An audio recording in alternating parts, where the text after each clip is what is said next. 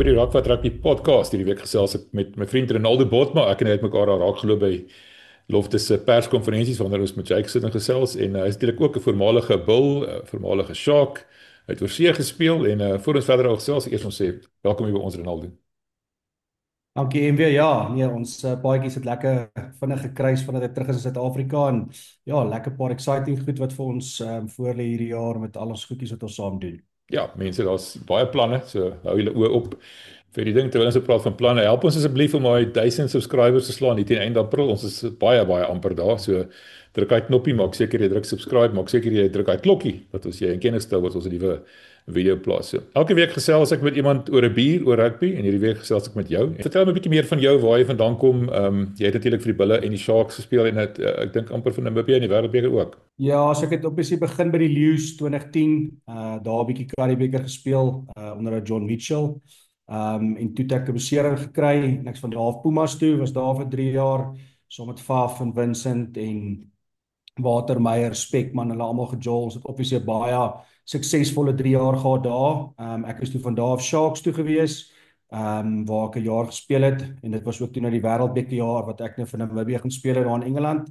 En net daarna het ek 'n offer gekry van Harlequins af, maar ek was nou nog toe by die Sharks gekontrakteer en ek het toe nou 2 jaar toe ek nou terugkom by die Bulle gaan speel vir 2 jaar en daarna was ek vir 3 jaar Harlequins toe gewees en daar my arm ongelukkig 3 keer gebreek, so ek kon toe nou nie weer 'n rugby visa kry in die UK nie. En obviously het ek 'n familie gekry en ons vir almal ons paspoorte gekry, so ek het opgehou rugby speel vir so 3 jaar en toe vir Tel Aviv gaan speel. Dimitri Katrikilis het my gekontak, hulle het 'n franchise begin daar, ons het in die Super Cup gespeel en ek het toe nou daar obviously my knee dislocation gehad, al my ligamente geskeur, my voet is verlam, so dit was maar 'n bietjie van 'n tawwe einde van my loopbaan gewees en so 'n bietjie van die radar af gewees, maar ja, dit was ek het 'n baie fruitful rugby loopbaan gehad. Ek dink ek het baie goed achieve volgens my en ek dink ja, dit was ongelukkig nou maar vir my besering. Maar ja, ons is nou maar hier vandag en ons probeer nou maar rugby in Suid-Afrika groei en beter maak en mense op 'n beter plek los na rugby. Nou daarby kom. Maar vertel my gou-gou, Dimitri Katrakilis, dis nou 'n naam wat ek lanklaas gehoor het. Ja, so hy's nou maar in die versekerings en investments plek op die oomblik, ek dink by Discovery of Investec. En hy was deur Kevin wat op sy aatjies afgerig het 'n paar jaar terug toe hulle die Waasti Cup gewen het. Ek dink dis actually 2011 as ek reg is. So Kevin en Dimitri kom hulle lank pad. So Kevin het ook vir Israel afgerig, hulle nasionale span en hulle het toe nou daai franchise begin in Tel Aviv. En dis nou maar waar Dimitri ingekom het. Hy het hom gevra om af te rig en ek het Dimitri het saam by Harlequins gespeel, so ons is nou al 'n redelike klomp jare vriende en hy het geweet ek wil weer begin speel na my 3 jaar af en toe het hy my gekontak en ja, maar net van daar af het die dinge nou maar net so gebeur. Maar jy noem dit nou sommer so terloops, maar jy was by die Wêreldbeker saam met Namibia. Watter jaar was dit? En vertel ons 'n bietjie daarvan. Dis 'n besonderse ervaring, né? Ja, so dit was 2015 gewees. Ons was daar in Engeland gewees. So ons het 'n redelike goeie span gehad. Jacques Burger was ook nog daar betrokke by ons span gewees. So ons het 'n baie goeie wêreldbeker gehad, great experience gewees. Was 'n baie challenging besluit om te maak om vir Namibië te gaan speel op daai tyd. Ek het net my deurbraak gemaak in Super Rugby en goeie Currie Cup seisoen gehad, maar ek het maar net gevoel dit was vir my die ding om te doen. So ja, dit was vir my 'n great experience. Ek dink nie ek sou vir die Bokke gespeel het daai jaar nie. Mens weet ook nie wat daarna sou gebeur het nie, maar dit was maar 'n besluit wat ek geneem het en ja, ek is by vir wat ek achieve het by Namibië. En hoe het jy gekwalifiseer vir Namibia? My ma is daar gebore in Tsuneb, so ek het net maar deur haar my burgerskap en paspoort en al die goedjies gekry. Nou jy het nou Jacques Burger se naam genoem daar. So hy is natuurlik nou die baas daar by rugby in Namibië en ek dink is daar nou een ou is wat dinge kan regkry as hy sê kyk, hoe lyk dinge vir jou in Namibië se rugby? Ja, ek en Jacques gesels nogals redelik oor die rugby in Namibië en met Octafield wat ons mee besig is om rugby te groei in Namibië of Suid-Afrika. So dit lyk baie goed, dit lyk baie promising. Ek dink hulle is op die oomblik ook weer waar ons was 2013, 2014 om te kwalifiseer.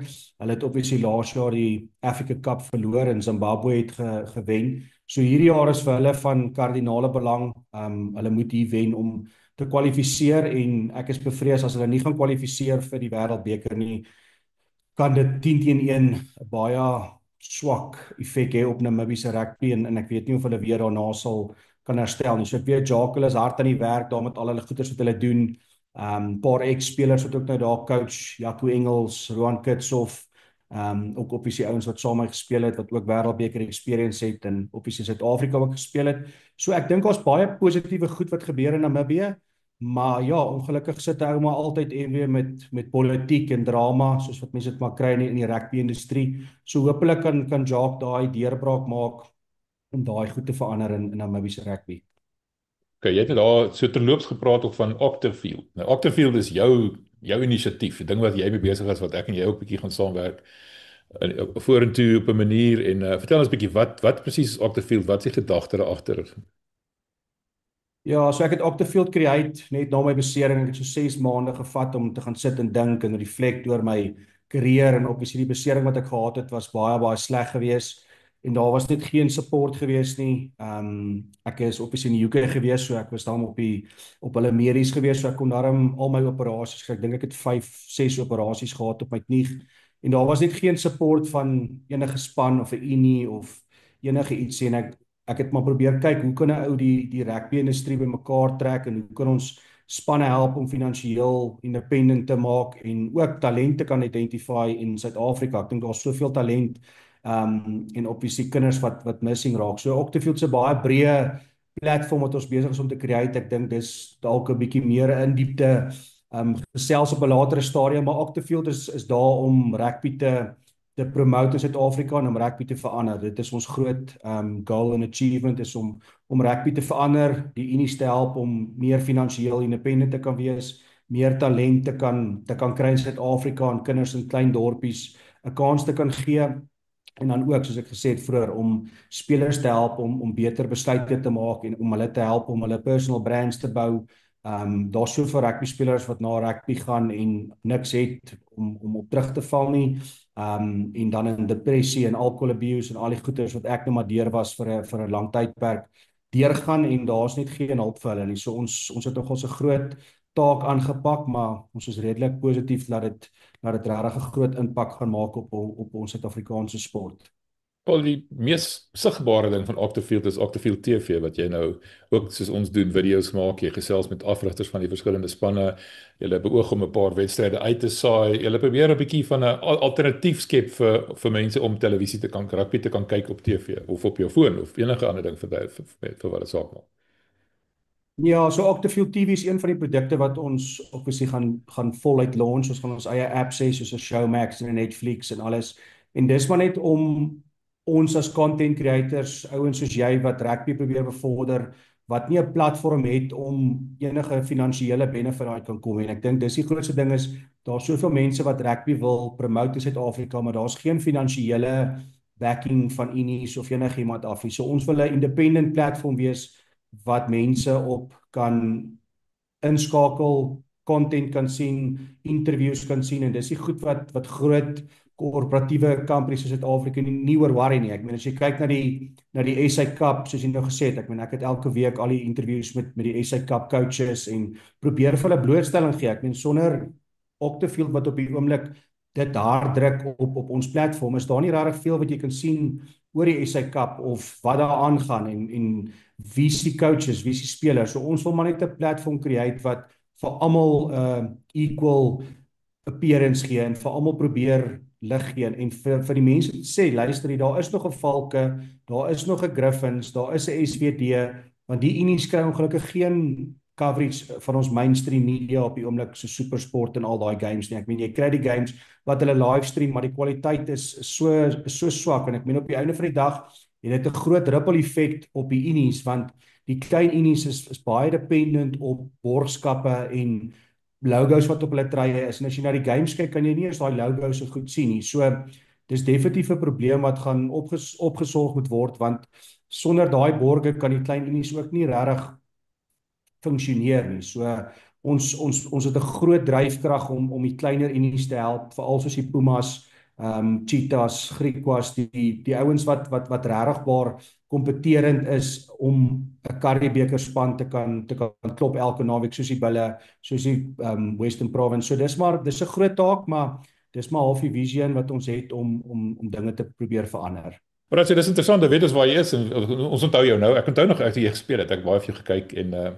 kom ons gesels 'n bietjie oor 'n paar dinge wat in die wêreld van rugby in die gang is. Matt Williams, die ou voormalige afrigter van Skotland. Ek dink hy was een van hulle minst suksesvolle afrigters gewees. Ek het onder nie geweet hy het vir Leinster afgerig nie, kan jy glo. Maar hy het weer in sy mond kom staan uitspel oor die bombank. Die wêreld rugby het nou onlangs gesê hulle het navorsing gedoen oor die bombank, die 7-1 en 6-2 banke en dat hulle agtergekom het dat hulle navorsing gewys daar is geen foute, daar is geen probleme, daar is geen gevaar nie. Ten spyte daarvan gaan Matt Williams nog steeds voort en hy spoel sy mond uit en hy het nou so ver gegaan te sê hy dink Steven Kitshoff se besering is moontlik te wyte aan die feit dat hy deel was van die bombank. Jy weet hy was altyd deel van die bomsquad wat van die bank af gekom het. Nou nommer 1, dink jy daar's enige meriete in wat hy sê? En nommer 2, dink jy daar's 'n probleem met die bomsquad? En meriete bedoel ek met Steven Kitshoff. Dink jy daar steek iets daarin of nie? Ja, en weer, ek dink nie dit is 'n probleem. Ek dink elke span het die reg om te besluit hoe hy sy bank gaan aanwend en hoe hy sy gameplan wil speel. So ek dink hierdie is maar net 'n manier vir wêreld rugby en mense om nou maar net in die media te kan kom om hulle mond uit te spoel. Almal wat iets sê oor die Bokke of iets negatief te sê het, is obviously altyd in die nuus.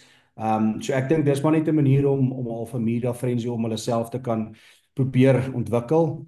Ek dink wêreld rugby sal altyd iets soek om die Bokke aan te vat oor of te kan belemmer of wat ook al hulle wil probeer doen. Mense weet nooit wat is hulle volle intensies nie, maar ek dink van 'n speler se perspektief af dink ek nie dat 'n bench of wat ook al jy dit wil noem 'n impak kan hê op 'n speler se beserings of enige iets van daai aard nie. Ek dink soos ek sê, dit is 'n coach en almal het hulle eie game plans en ek dink die Bokke was baie slim met wat hulle gedoen het en ek dink dit is hoekom die Bokke ook suksesvol is omdat ons bietjie buite die boks begin dink het. Veral as jy kyk na al die ander sporte in die wêreld, daar almal probeer iets nuuts, almal probeer iets interessants inbring om sport te bevorder. En vir my is dit net die bomsquad het iets geword in rugby en ek dit is goed wat mense in Amerika oor praat en in Frankryk en reg oor die wêreld. So vir my is dit meer 'n ding van dis nou maar net iets om die Bokke op te teiken, maar ek dink nie daar's enige meriete in wat hy sê of wat ook al nie. So hy kan maar sy mond uitspoel. Ek dink nie daar's iets wat hy oor dit kan sê nie. Okay, ek wil nou nie outomaties afskiet nie. Dis maar vir jou gevra het, wat dink jy? Ek weet die een is nie wat hy relevant kan bly, wat hy in die nuus kan bly. En sy werk deesdae is amper om kontroversieel te wees en hy's baie goed daarmee. Maar wat hy ook gesê het hierso en ek het al 'n bietjie gedink, sê net maar op klubvlak. Het jy nou 'n vaskop sit en die ou is doodmoeg en hy speel nou al vir 60 minute. Hy kan skaars sy kop optel en hier kom 'n vars jong loskop sit van die bank af en hy skramp vol met hy ook. Is daar nie dan moontlik 'n gevaar van 'n besering nie? Ek praat nie van topvlak van die Bokke wat almal weet hiperfiks is en sy 100% gekondisioneer is en alles. Hier op 'n klapvlak of selfs vlak bietjie laer. Die ou speel rugby want dit is hom lekker, hy gaan drink 'n bier na die tyd. As daai 60 minute sit nou skielik teen 'n vars jong ouetjie moet skramp, kan dit nie dalk potensiële gevaar wees nie. Ja, ek dit sal altyd 'n risiko wees om 'n vars speler op te bring teen 'n ou wat moeg is, maar ek dink nie jy gaan op klapvlak enigstens op daai manier kompeteer nie. Ek het nog nie so iets gesien op klapvlak nie, maar ek dink dit gaan altyd obviously jy gaan altyd 'n edge hê oor iemand as jy vars op die veld kom, maar ek dink nie op klapvlak gaan daar noodwendig mense wees wat op so iets gaan fokus nie. Jy wil obviously jou hele klub gelukkig hou en ek dink dit is wat jy nou net gesê het, verstaan ouens gaan om rugby te speel en 'n bier te drink. So ek dink die competitiveness van klub rugby is nie teen op daai vlak waar die Bokke en die URC en daai spanne is nie, maar ek dink as jy kyk oor al die rugby spanne in die wêreld, ek dink dis 'n ding wat bitter min spanne doen want dit werk nie vir almal nie. Ek dink net as jy kyk na die Bokke se groep en die span wat ons het, is dit iets wat beneficial is, maar dit gaan nie noodwendig beneficial wees vir die Nakabulle of vir Centurion of iets in daai vlak wat jy soveel spelers het wat op daai vlak kan compete nie. So ja, ek dink as ek sê ek van 'n speler se perspektief af dink nie dit is enige effek op dit nie. Ja, ek weet hy gaan nou maak 'n groot lawaai dat Steven Kitshoff was 2 mm van die dood af gewees, maar dit is maar net 'n eenvoudige frats ongeluk, jy weet, mense kry nou maar seer. En of hy nou vars die bank is of nie, dit maak nie regtig saak nie en ek dink baie keer ons Afrikaners moet nie so opgewerk raak oor ons moet maar hom net afmaak, jy weet. Ja, Matt Williams. Gaan spring in die dam of iets soos dit. Dis my gevoel. Ek wil gou mee praat oor die JRC die naweek. 'n Paar lekker wedstryde, dan weer 'n bietjie baie meer aksie. Sharks speel natuurlik die naweek teen Edinburgh wat laasweek vir die Bulle 'n onaangename verrassing besorg het. Die Lions speel teen Benetton hierso. Jy het hulle gesien die naweek. Jy sê hulle bly daar by Loftus, die Benetton span. Stormers speel teen Connacht en natuurlik die Bulle speel teen Munster in Ierland. Ons vriend Harry Jones is in Ierland. Hy's 'n gas van die Foleys, die mense wat die bestuur of die president van die Munster Rugby Unie, so hy gaan 'n bietjie vir ons verslag doen daar. Hy gaan in die perskonferensies alles bywoon. Maar kom ons praat gou, wat dink jy is die Sharks se kans in Edinburgh? Dink jy Edinburgh het nou lekker hup in hulle stap sterk in die lug na hulle laaste naweek die Bulle gewys het, of dink jy hulle was maar gelukkig om laasweek te wen en die Sharks behoort hierdie een te kan vat? Ja, so obviously Edinburgh die naweek. As jy gekyk het wat Sean Everett in die press conferences en in die media gesê het, het hulle self goed prepare vir die Suid-Afrikaanse spanne.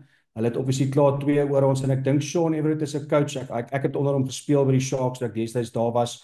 Hy is iemand wat baie tricks en goedjies mee opkom, splays wat hulle probeer create, en jy kon dit gesien het in daai eerste 15 minute wat Edinburgh gespeel het teen die Bulle. Ek meen hulle het met goed opgekom wat jy nie noodwendig van hulle af gaan sien nie. So ek dink hy's 'n baie kreatiewe coach en ja, ek dink Sharks het obviously 'n paar ouens terug van besering af.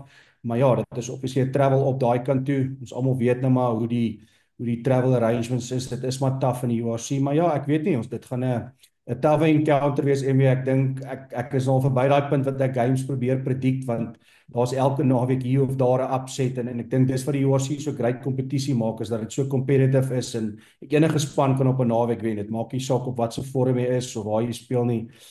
So ja, ek dink dit gaan 'n tawe challenge wees vir die Sharks. So ons hoop maar vir die beste. Ja, ek dink die Sharks kan dit maak. Ek dink die Edinburgh het bo hulle vermoëns gespeel laasweek en ek dink hulle gaan 'n bietjie terugkom aarde toe en ek wonder baie keer ou soos het nog gesê het onder hom gespeel by die Sharks. Hy is sommer sonder seremonie afgedank daar by die Sharks. Ek wonder of baie keer 'n bietjie van 'n wraakgevoel is, weet ek gaan hierdie ouens nou wys wat hulle te fout gemaak het. Net so vir interessantheid, wat dink jy? Ja, nee, definitief. Ek meen as ek by 'n span weg was wat jy dalk nie op 'n goeie voet weg was en jy kry die kans om weer hulle te speel, dan is dit nou maar daai kans vir jou om hulle te bewys. En ek dink as jy kyk na die games tussen altyd die Lions en die Bulle, sal jy altyd daai spelers wat weg is, daar sal altyd 'n bietjie meer dryfkrag en ek dink is maar dieselfde in die coaching bedryf. Ek dink soos ek sê, ek was daar by Sean gewees toe hy daai tyd weg is en ek weet hy was nie wendig op great terme daar weg by die Sharks en dit was maar vir hom 'n moeilike bullet om te byt en ek het daardie nog gesels. So ek is bly vir wat hy achieve het en waar hy is vandag en hoe hy opgestaan het as 'n coach en ja, credit vir hom. Ek meen hy het baie hard gewerk. Ek dink hy's 'n baie goeie coach. So ja, dis goed om dit te sien. Net so vir interessantheid. Hy en Jake is natuurlik baie goeie vriende en toe die Sharks hom afgedank het, het hy so 6 maande hier by Jake kom help, weet as 'n konsultant.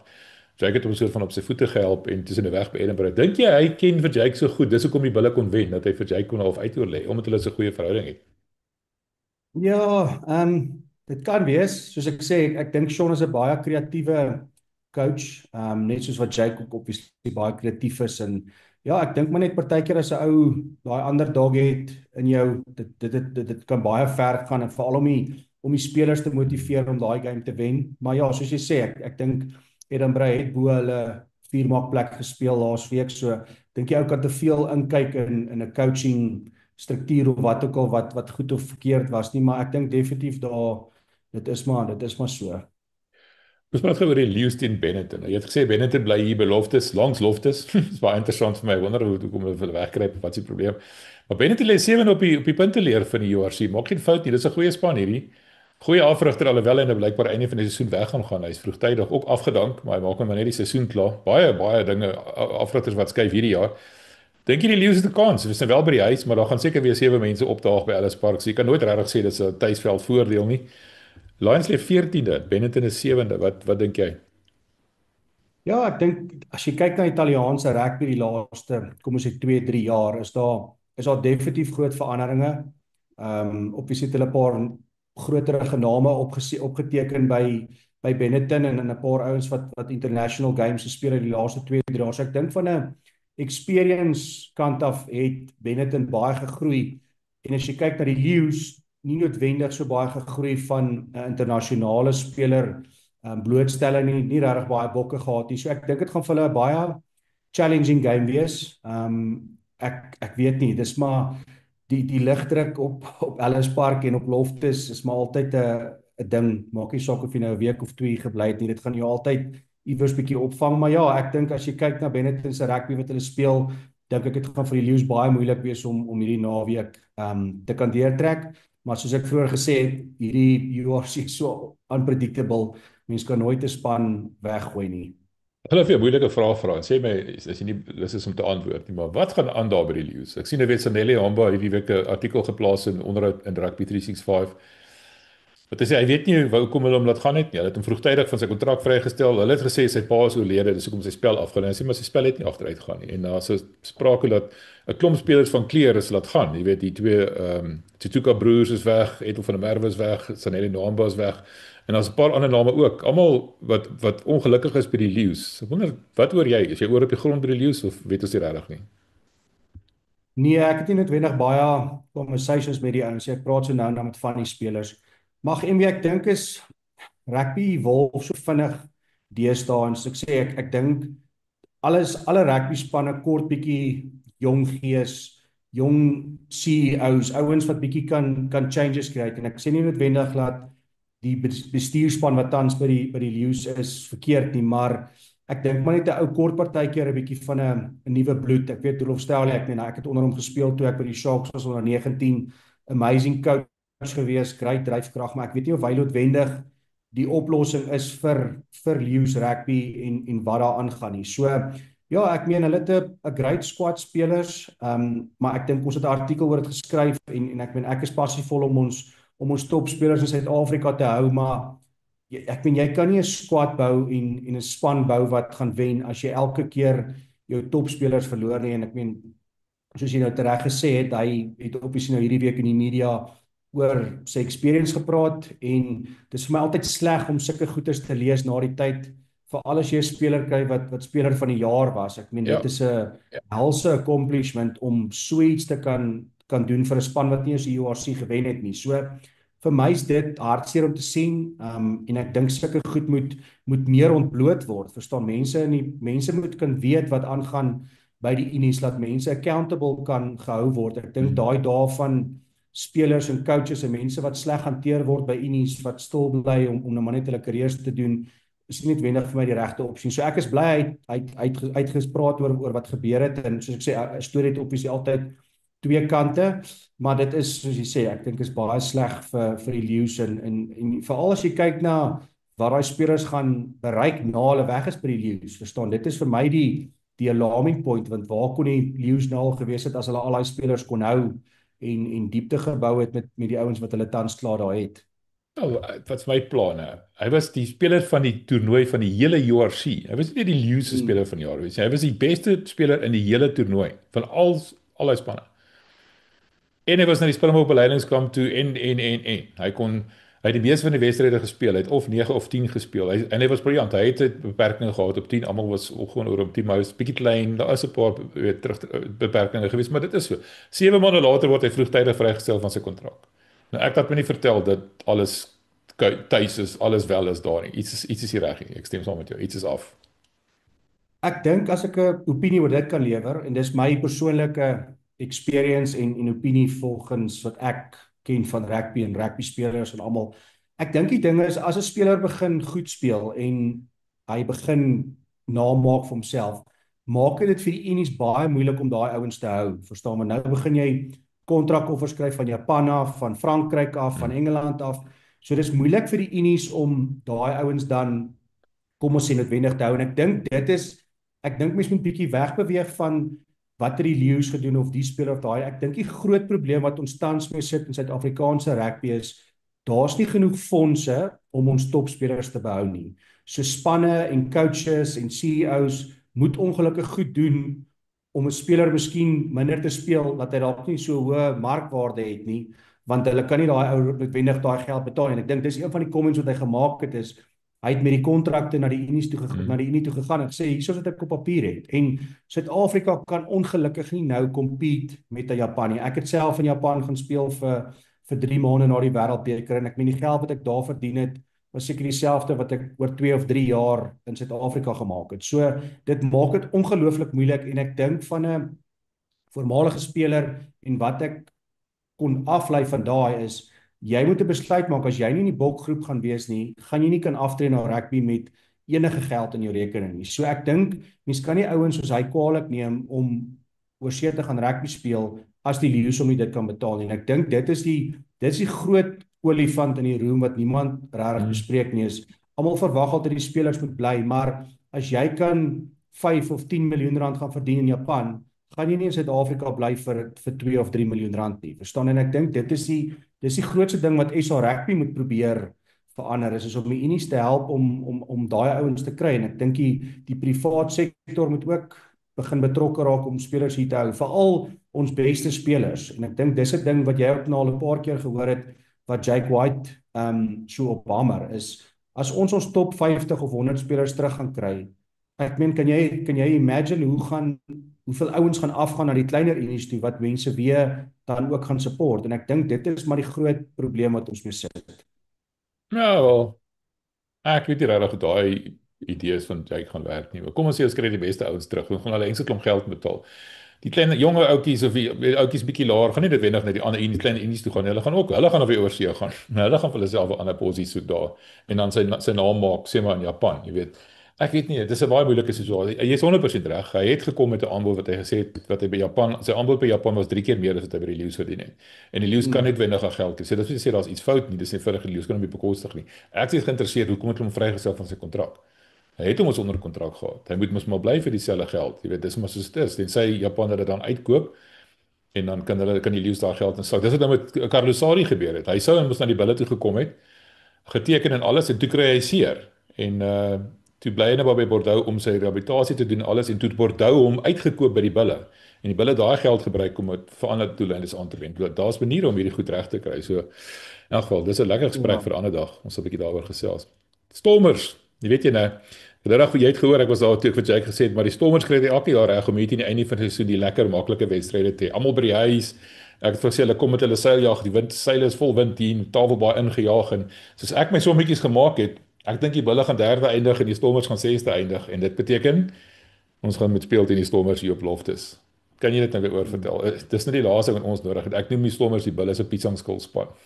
Dit is net maar so. Ja. Wat dink jy van daai wedstryd teen Connacht? Connacht se afrigter het natuurlik hierdie week bedank, né, om met onmiddellike ingang. So ding is nie wel daar by Connacht nie. Wat dink jy kan ons verwag van daai wedstryd? Ja, ek dink die Stormers behoort om deur te trek. Ek meen wat ook in die Kaap aangaan op die oomblik is ook goed om te sien. Ek weet daar was baie politiek en baie drama by die WP of by die Stormers, soos wat maar altyd is, daarso by hulle. Maar ja, ek meen, ek dink hulle het ook 'n redelike, as jy sê, 'n goeie ruskans gehad, paar spelers weer terug van besering af. So ja, daar gaan 'n paar ouens bietjie game time kry die naweek hopelik. Hulle het obviously nou rukkie terug gespeel, so ja, ek dink die ouens gaan bietjie varser wees as gewoonlik. Wat altyd 'n groot impak het op hierdie tipe games, veral vir hulle wat nou obviously aftravel hierdie kant toe. So ek dink die Stormers behoort hierdie deur te trek die naweek en weer. Ja, nee, ek dink hulle sal, want hulle het nou al hulle spelers terug. Damien is terug, Sasha is terug, Mani is nog steeds daar, alhoewel ek hoor hy gaan miskien Japan toe. Nee, ek dink hulle het 'n goeie kans, soos ek sê, maar dis net vir my die Bulle het nou eintlik moet my sê gelukkig verloor teen Edinburgh, so hulle gaan hom een wedstryd minder speel, maar soos ek gesê het, as die Bulle die Challenge Cup wou gewen het en die URC wou gewen, sou hulle 13 weke na mekaar elke naweek 'n wedstryd moes gespeel het. Dit is amper 'n volle seisoen, die hele super rugby seisoen is 14 wedstryde. Dit is aan baie gevra, dink jy nie? Ja, so ek dink dit is maar die moeilike ding is, ons top 15 ouens of die top 15 ouens vir die coaches elke naweek wil kies om te wen, en ek meen dit is wat Jake White ook wil hê, en dis wat Dobson wil hê, en Plumtree, almal wil dit hê, maar jy kan ongelukkig nie jou top 15 ouens elke naweek speel, soos jy sê, jy kan nie 13 naweke in 'n ry jou top 15 ouens speel nie. Dis die probleem wat die unies mee sit op die oomblik, is die spelers wat nie elke naweek speel nie, en daai ouens wat op die bench is, as hulle 'n kans kry, kan jy sien hulle speel goed, maar daai ouens wat nie game time kry op 'n sufficient basis nie, kan nie op daai vlak kompeteer wat ouens soos Rowan Orkee en David Kriel en al daai ouens kom nie. En jy kon dit die naweek gesien het in daai Bulle game. Ek meen daai tweede helfte span wat opgekom het met die experience en die hele dinamika van die span het net heeltemal verander. So ek dink dit is maar die tawwe ding wat ons mee sit in Suid-Afrika is daai daai diepte van ons squads wat nie genoeg game time kry nie. Ja, ek wonder baie keer weet Namakaba is my 'n goeie voorbeeld. By die Stormers was hy so van amper gesien as Dion Fourie se opvolger. Toe kom Jake en hy teken hom en alles en nou speel hy ou nie. Ek verstaan dit. Jy weet ons het nog steeds probleme op sit met Marco en Marcel op 6, maar ek wil hulle kan ek het hoekom kan hy nie meer kans nie. Dit maak dit met dag gaan hy maar weer in die Karibeeke kan speel, maar ek wonder of hy al twee keer wonder of dit die regte skuif was met te maak. Daar's klomp sulke ouens wat geteken word. Jaco van der Walt is 'n voorbeeld, Henry Emmelman is 'n voorbeeld. Ek praat net maar van die bulle want ek weet die meeste van die bulle. En dan kry hulle net eenvoudig nooit speelkans nie. Ek wonder of die spelers wat gebeur as kom die spelers daaraan, die bulle het sekere verwagtinge van hulle en dan voldoen hulle nie die verwagting nie. Of wat dink jy is die ding daar? Ja, dis 'n moeilike een. Ek meen toe ek by Harlequins was, die coach wat my geteken het na ek dink die eerste 2-3 maande het hy bedank. So toe sit ek daar, 'n splinte nuwe coach kom in en ek is nie sy tipe speler of die styl wat ek wil speel nie, maar ek het 'n 3 jaar kontrak gehad. So dis partykeer 'n moeilike ding want coaches het 'n verstaan hulle wil almal koop, hulle wil die beste squad bou, hulle wil die beste diepte hê, maar soos ek vir jou sê, dit help nie mens koop die beste ouens, maar jy kan net een span in naweek speel nie. So, daar moet iewers iets verander om daai ouens soos jy nou gesê het wat nou by die bulle is wat nie noodwendig game time kry nie. Laat die coaches kan sien wat daai ou kan doen. Want op die oomblik is hy dalk nie die beste speler nie. Hy is onder Elrich of wat ook al die ranks is van die beste spelers. So as daar nie 3 of 4 beserings is, hy kry daar nie sy kans om te shine nie. En dit is die negatiewe ding wat ons mee sit tans in Suid-Afrikaanse rugby. Ek het nogal 'n sterk gevoel daaroor. En ek weet was in verlede so, maar hoekom kan ons nie weer die Karibeker speel dieselfde tyd as die URC nie? En ek sê dit beteken jy kan jou hele squad gebruik. Jou tweede squad wat in die Karibeker gaan speel is dan soort van wedstryd fik. So jy kan maklik 'n ou drop uit die URC span uit en 'n ouetjie optrek van die Karibeker span af. Wonder kom doen hulle dit nie. En dan gaan jy ook so met daai gaping hierso weet Junie, Julie, Augustus tydperk hier waar die Springbokke speel wat hierdie ouer spelers kan rus. Dis mos een van die groot probleme met ons 12 maande seisoen. Wat dink jy sal dit nie ek weet dit was nie verlede so hoekom het hulle opgehou daarmee? Hoekom het dit nie gewerk nie? Dit maak tog net vir my sin. Ek dink die groot ding was jy kort 'n baie groot squad om 'n URC kompetisie te speel en ook 'n Karibeker kompetisie. Ek het daai tyd, ek dink dit was 2022 of 21 het ek vir so 'n maand by die bulle kom oefen na Tel Aviv, toe Jake hulle daar was en toe Gert Smal by die Karibeker span was en dis baie moeilik om 2 spanne op dieselfde tyd te probeer prepare en jy moet die URC kompetisie speel en jy moet die Karibeker speel. Ja, dis beter vir game time vir die ouens, maar ek dink dit is moeilik vir die groter unies want jy sit nou met 'n geval waar jy elke week ouens moet vars hê om reg te wees vir URC. Nou speel jy weer 'n klomp ouens elke naweek Karibeker en ek sê dis 'n moeilike balans. Ek het nie vir die regte antwoord nie, maar ja, dis moeilik. Dit is 'n moeilike ding. Ja, maar ek bedoel, Jake sê altyd die verskil tussen sy speler nommer 30 en sy speler nommer 56 is groot, is te groot. So gaan oefen die Karibeker ouens op die B-veld man en dan oefen die ouens op die A-veld en skuif dit net rond, maak die groep dan nog groter. Kyk, die groot ding is natuurlik ons gaan van nou volgende seisoen af is ons aandeelhouers in die URC en die Europese beker. So dan gaan ons nie hoef te betaal om deel te neem. Dan gaan ons vlugte goedkoper wees en ons gaan kan deel in die prysgeld en allerlei ander goeders. Dan kan ons dit dalk doen. So ja, ekskuus man, ek het nou 'n bietjie heeltemal van die punt afgedwaal daar. Gepraat van die bulle met hierdie naweek teen Munster gaan speel. Die bulle het 'n bietjie seer gekry verlede week. Jake was nie 'n gelukkige ou gewees nie. Daai eerste 15 minute het Edinburgh daai wedstryd heeltemal by die bulle weggevat soos jy gesê het, bietjie uit die boks uit gespeel. Bulle het vir my 'n paar dom foute gemaak. Darcy Graham moet nie die bal kry nie, maar kom ons kop nou maar weer vir hom en kyk of ons hom hierdie keer kan stop en dan kan ons hom weer eens stop. Bietjie dom foute wat die bulle gemaak het in daai wedstryd, dink jy nie? Ja, ek moet sê ek was baie teleurgesteld en obviously was jy ook in die perskonferensie na die tyd en dis een van die goed wat ek vir Jake gevra het is as 'n voormalige speler, hy het ook actually daarop gehamer, maar vir my as ek na daai eerste 11de se span gaan kyk, het ek nie 'n span gesien wat 'n kwartfinaal game wil wen nie. Ek dink baie ouens het geleenthede gekry en ek dink hulle het dit gebruik nie. Ek weet Edinburgh het kom skore goed, maar ek kon nie daai vuur en dryf sien wat 'n span wat 'n kwartfinaal kan speel of kan wen. Dit was nie vir my daar nie. En ek dink as jy gaan kyk na die die lynstaan. Ek dink hulle het op 80% lynstaande gewen. Dit is die Bulle se grootste ding, en ek weet Roan het 'n keer daaroor gepraat en hy kon nog nie sê in die naweek se press conference wat regtig verkeerd gegaan het nie. Dit is obviously, dit is nou maar net hoe dit was. En partykeer gebeur dit, verstaan, party spanne prepare goed genoeg vir jou en jy kry nie al jou set piece balle nie, maar vir my was die grootste ding is die Bulle het soveel turnovers concede en Edinburgh het maar basies op dit gefeed die hele tyd. As jy kyk hoeveel turnovers Edinburgh gemaak het teenoor die Bulle, die verskil tussen daai twee goed was te groot. En ek meen Jake het gesê ja, as die game nou maar net 5 minute langer was hulle teen hulle reg teen die muur, maar ek weet nie, vir my voel dit maar net ek weet nie of hulle maar die sterkste span moes begin het nie, weet. Ek dink jy moes, jy weet, kry die sterk, begin met Goos en begin met Moody. Bou 'n voorsprong op, jy weet, en as jy nou swakker spelers moet opbring van die bank af, dan kan jy ten minste daai voorsprong weet verdedig, is groot genoeg.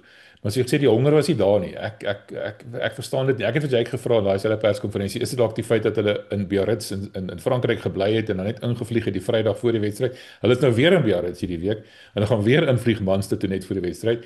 Hulle is blykbaar by die see en hulle op die strand en dit is baie lekker en alles. Dink jy nie hulle moet dalk is dit nie dalk vir jou deel van die probleem nie? Dat dit te lekker is nie. MB, kom ek sê vir jou so, ek het vir Namibië gespeel, ons het in Madagaskar gebly en Kenia en Zimbabwe en ons het in party plekke haaglike conditions gebly wat nie lekker is in 'n week se preparation nie.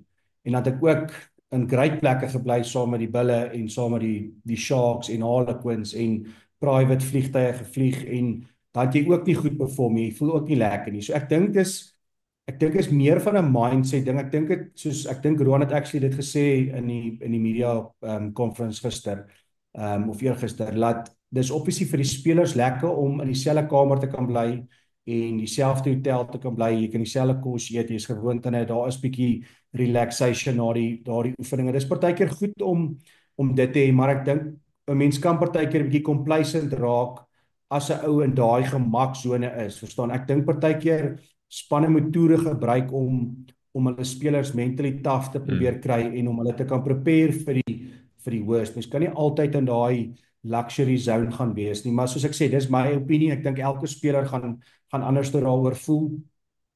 Ek dink maar net van my perspektief af, ek het al best of both worlds gehad en performance ook best of both worlds. So partykeer werk dit nie. Ek dink dit gaan maar net oor die mindset wat die ouens in is, en ek dink nie ou kan noodwendig die travel arrangements kom ons sê blame vir dit nie. Ek dink dis meer van 'n jy begin met 'n jong span of ouens en nou verwag 'n mens dat daai ouens moet ewe skielik die mas opkom. Hulle bly in hierdie nice hotel, dis nou 'n private chartered vlug. So ek weet nie, dis 'n baie moeilike topik om te bespreek, maar ek dink op die einde van die dag is Jake White en sy coaching staff kom ons sê verantwoordelik vir daai besluite, en ek dink hulle maak nie besluite wat nie die beste is vir die span, en ek dink dis een ding wat ons as publiek nie noodwendig altyd sien en verstaan nie, maar van my perspektief af, so ek sê, ek dink dit kan both ways gaan, en ek weet nie of dit noodwendig die skuld was vir die verloor nie. Ek dink dis meer daai desire om te wen wat vir my missing was eerste helfte. Ja, ek wonder hoekom dit is, tog die afrigter se werk om hulle 'n bietjie op te sweep en jy weet aan te spoor en te motiveer en alles. Ja, maar net die volgende wedstryd vir die Bulle is krities belangrik. Speel teen Munster hierdie naweek, speel teen Glasgow volgende naweek. Nou Glasgow het 'n 52-0 verloorslag gehad teen Leinster. Ek bedoel niemand het dit sien kom nie. Leinster het sommer 2 wedstryde in 'n ry die ander span 0 punte gegee. Nie eens 'n drietjie nie, nie eens 'n skepskoppie nie, niks nie een enkele punt nie. Dit was 62-0 en 52-0. Kan jy dit oorvertel? So ek dink Glasgow gaan ietsie om te bewys. Ek dink Frankie Smith gaan ietsie om te bewys. Jake het 'n groot ophef gemaak verlede jaar in die eindstryd. Hy kan nie wag vir die wedstryd hierdie wat nou kom teen Glasgow volgende week nie. Die wraakwedstryd. Dink jy die Bulle gaan hierdie 2 wedstryde die water die drif kan trek? Om Munster te gaan wen is dalk nie so moeilik as om Glasgow te gaan wen en Glasgow. Glasgow is vir ons, ek het nou gespot oor die Stormers wat ons Pisa-skoolspan is, maar die Glasgow is ook 'n Pisa-skoolspan.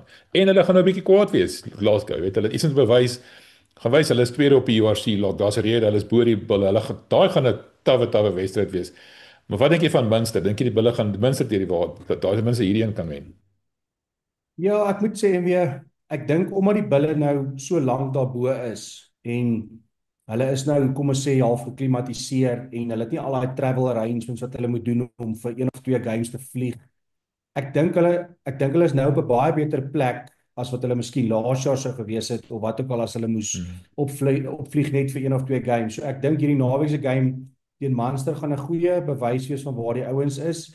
Ek dink is baie belangrik om hierdie naweek die regte span mee te begin en die spelers vroeg genoeg af te haal om die bench op te bring om dan basies well prepared te kan wees vir volgende naweek se game, want ek dink dit sal seker maar 10-1 die grootste kan 'n hurdle wees vir die Bulle, maar die naweek is net so belangrik. As hulle teen Munster verloor en hulle verloor volgende naweek, begin dinge baie vinnig bietjie draai. So ek dink hierdie naweek is amper meer belangrik in terme van die regte span speel en om die ouens genoeg game time te gee dat almal half op dieselfde vlak is wanneer dit kom by game time en obviously soos ek sê, dan is volgende naweek die groot tietjie. Net vinnig nog oor die Bulle, twee dinge. Nommer 1, die gerugte dat Kurtley Arendse in Japan gebly. Willem Strauss, jy het dit gekry homself. Hy het 'n WhatsApp uitgestuur en gesê mense, Kurtley Arendse gaan nêrens heen nie. So ek wil net vir almal sê, Willem Strauss, die baas van die Bulle, sê Kurtley Arendse kom terug Pretoria toe. Wat hoor jy daarvan? Ja, nee, dis myselfde informasies wat jy gekry het. So ja, ek dink is great om te weet dat hy gaan terugkom. Ek dink hy het 'n groot leemte in Hmm. die Bulle span obviously gelos, maar die ouens wat Joel in sy plek steek hulle hande op hier en daar, maar ek meen jy kan nie, daar's nie regtig veel ouens wat kan hande opsteek na hom nie. Dit is 'n baie moeilike posisie om te vul en ek dink dit kos die Bulle, maar soos ek weer eens vroeër gesê het, dis goed om ouens daai sabbatical te kan gee om 'n paar rand te kan maak en die Bulle die ouens dan kan hou. So jy sacrifice miskien nou maar vir die longevity van die Bulle se spelers en SA Rugby dink ek dit was 'n baie goeie besluit gewees. Praat dit vinnig oor sabbaticals. Ons het nou gesien Jory Barrett het 'n sabbatical gekry. Of sabbatsrus, wat mense dit ook in Afrikaans noem. En hy het vir Leinster gaan speel. En kyk wat kry die ou reg daar. Ek bedoel daai ou seker nou een van die top 3 die heel beste rugby in die wêreld nie. Nou oor is sy sentermaat Ricky Johan, die gaan ook volgende seisoen vir Leinster speel, maar hulle gaan altyd terug die Santi na Ricky. Ek dink dis 'n goeie ding. Ek bedoel as hulle nou terugkom van oorsee af, Kurtley gaan nou klomp goed geleer het in Japan, hy het 'n ander tipe wedstrydplan gehad. Hy gaan natuurlik in uitstekende fisieke kondisie wees. Hulle kondisionering aan daai kant is blykbaar baie goed, het ek gehoor. Die gevaar wat jy loop is dat die speler nie wil terugkom in 'n geval van Kurtley byvoorbeeld, hoef hy nie terug te kom want hy kan nog steeds vir die Springbokke speel, maar in die geval van die All Blacks moet hy teruggaan want hy kan nie vir die All Blacks speel as hy nie in Nieu-Seeland rugby speel nie, né? Wat dink jy van sabbaticals oor die algemeen? Ja, ek meen ek het een gevat na die World Cup. Is ek Japan toe vir 3 maande en by Toyota weer Blitz gaan speel. Dis vir my, soos ek weer eens gesê het, dit is great vir die speler want dit gee vir hom so 'n bietjie finansiële inspuiting om bietjie geld te kan spaar en die rugby daar is obviously naaste by op die vlak wat dit is op 'n URC nie, maar dit is nog steeds hard. Ek moet sê die Japaneese rugby was nie sag geweest nie, maar ja, dit gee net so 'n bietjie van 'n breather van al die media en die massive hype in SA met die rugby en daai goed en die travel en so ek dink is great vir die spelers om dit te kan doen. Maar soos jy sê, mens moet dit op die regte tyd doen en mens moet dit op die regte manier doen om daai spelers basies te kan terugbring Suid-Afrika toe. Ek meen jy sit nou in Japan. Ek het nou daag 'n lys gesien van spelers wat daar speel. Ek meen dis astronomies die amount of ouens wat tans in Japan is en daar bly speel is vir 'n lekker verdien goeie geld. Jy speel nie die hele jaar rugby nie. Jy kan terugkom Suid-Afrika toe vir 2-3 maande. So ja, dis 'n moeilike ding. Ek dink dit gaan maar oor wat sy ambisie 'n speler het, wat hy wil achieve, wil hy vir die Bokke speel, wil hy vir hom 'n legacy in Suid-Afrika los, wil hy in Japan gaan speel en 20-30 miljoen rand probeer maak en terugkom en 'n besigheid begin. So ek weet nie, dis 'n moeilike ding. Ek dink elke speler die besluit, as jy daai besluit neem, besluit jy dit wat die beste is vir jou en dit gaan nie noodwendig wat die beste is vir my vir die volgende speler die beste is. So ja, ek dink dit is goed dat die Uniese spelers toelaat om dit te doen want dit plaas daai vertroue in daai speler se kop dat die Unie die beste vir hom wil hê, want baie keer wil die Unie nie die beste vir die speler hê nie, hulle wil meer na hulle self kyk en ek dink hoe vinniger SA Rugby en die Unies na die spelers se belange omkyk, gaan dit baie beter wees. Verstaan, as jy 'n kontrak kry in Japan en Unie, dis ook sê ek dink wat die Bulle gedoen het was great geweest, verstaan, om toe te laat. Hy het 'n offer gekry gaan speel daar en ek dink hulle kon dieselfde gedoen het met wat se naam ook wat nou in Japan miskien gaan speel of daar teken. Gee vir die ou 'n jaar om daar te gaan speel, om daai experience op te bou, bietjie geld te verdien en dan terug te kom, bring daai experience terug, bring daai flair terug wat jy in Japan kry en dis maar hoe mens maar net saam moet werk om rugby te groei in Suid-Afrika. Dankie Ronald, dit was baie lekker man, ons moet weer so maak. Alright, dankie en weer 'n lekker dag en dankie dat jy my gehou het vandag. Ons gesels vrou weer. Ja, ek sien jou in die perskonferensie môre.